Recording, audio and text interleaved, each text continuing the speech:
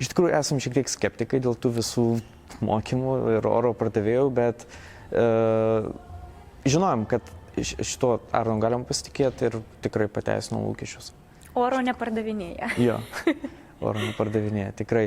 Netgi mes, kaip ir minėjau, tikrai nesiskundžiam santykiais, tikrai yra labai puikus ir labai patenkinti, bet tikrai ir norėtume pasiūlyti netgi tom poroms, kurios nesiskundžia, tikrai verta, kažką naujo tikrai sužinosit.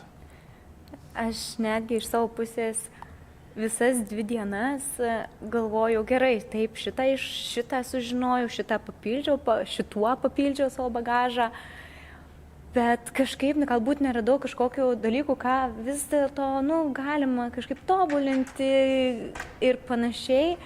Ir berašant laišką vyrui, tai atradau be galo daug dalykų, kuriuos tikrai galima patobulinti ir kuriuos galima pagerinti. Ir kai vyras perskaitė laišką, tai išgirdau bene vienus gražiausių žodžių, apart įžadų, santuokos įžadų.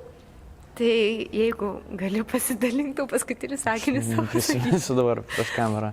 Bet apie tai, kad jis vis dar negali atsidžiaugti esamais santykiais ir jų kokybę ir ką mes kūrėme kartu.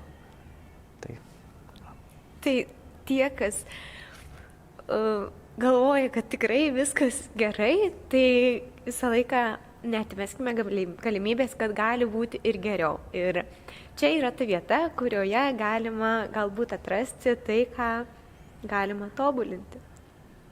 Tai ačiū labai komandai, Arnui ir visiems. Ačiū labai.